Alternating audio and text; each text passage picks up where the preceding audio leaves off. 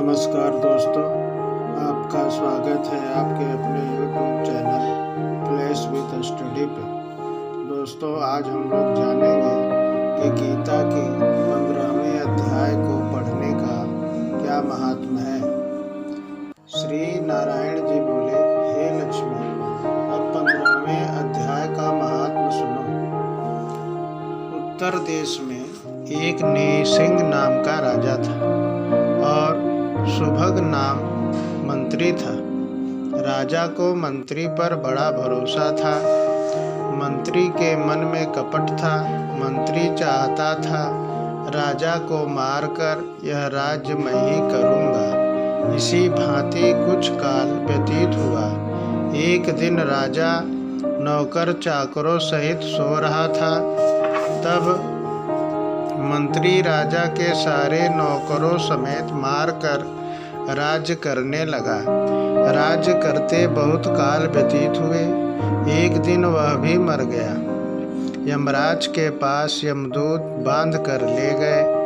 कहा, हे दूतों, यह बड़ा पापी है, इसको घोर नरक में डालो। हे लक्ष्मी, इसी प्रकार कई नरक भोगता भोगता धर्मराज की आज्ञा से घोड़े की योनि में आया। मंगल द्वीप में जाकर घोड़ा हुआ। बड़े घोड़ों का सौदागर उसे मोल ले तथा और भी घोड़े ले खरीद कर अपने देश को चला। चलते चलते अपने देश आया।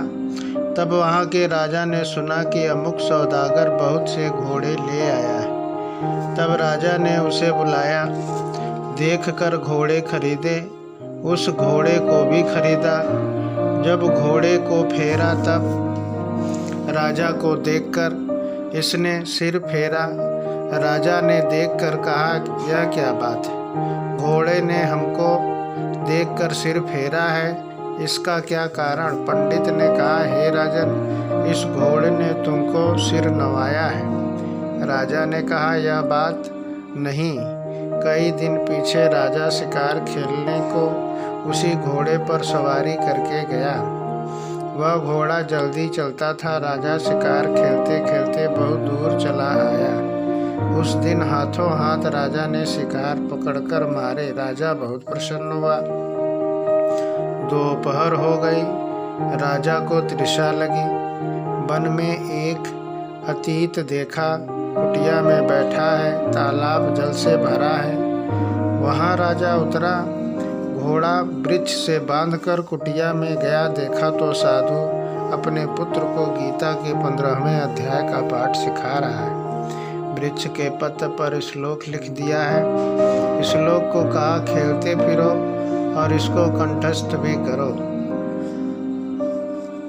वृक्ष से राजा ने घोड़ा बांधा था। उसी वृक्ष पत्र पर गीता जी का श्लोक लिखा था। वह बालक पत्ता लेकर खेले भी और पढ़े भी। उस पत्र को घोड़े ने देखा, तत्काल उसकी देह छूटी। वह देव देही पाई। स्वर्ग से विमान आए, उस पर बैठकर बैकुंठ को चला। इतने में राजा पानी पीकर बाहर आया। देखा तो घोड़ा मरा पड़ा है। राजा चिंतावान होकर बोला, यह घोड़ा किसने मारा? इसे क्या हुआ है? इतने में वह बोला, हे राजन, तेरे घोड़े का चैतन्य मैं हूँ। मैंने अब देव देही पाई है, वैकुंठ को चला हूँ। राजा ने पूछा, तुमने कौन सा पुण्य किया है? उसने कहा, हे राजन, यह बात ऋषिवर से पूछो। राजा से मुनीश्वर ने कहा, हे राजन, गीता का श्लोक लिखा हुआ पत्ता इसके आगे पड़ा है। घोड़े ने अक्षर देखे हैं, इसी कारण घोड़े की गति हुई है। राजा ने पूछा, पीछे घोड़ा कौन था? और घोड़े के सिर फेरने की बात भी राजा ने कही। मुनीश्वर ने कहा, राजन, पिछले जन्म में तू राजा था, यह तेरा मंत्री था। यह तुमको मार कर राज करता रहा, फिर तू राजा हुआ। यह मरकर धर्मराज के पास गया।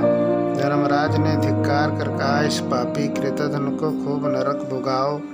बड़े बड़े नरक भोगता घोड़े के जन्म में आया।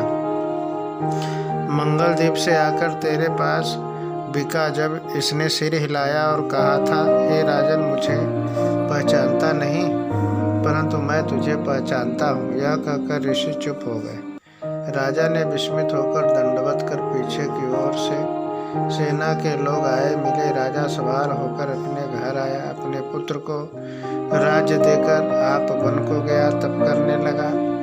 श्री गीता जी के 15वें अध्याय का पाठ किया करे, जिसके प्रसाद से राजा भी परम गति का अधिकारी हुआ। श्री नारायण जी बोले, हे लक्ष्मी, 15वें अध्याय का महात्म मैंने तुमको सुनाया। तो दोस्तों, आपने जाना कि गीता के 15वें अध्याय को पढ़ने का क्या महात्म है। धन्यवाद।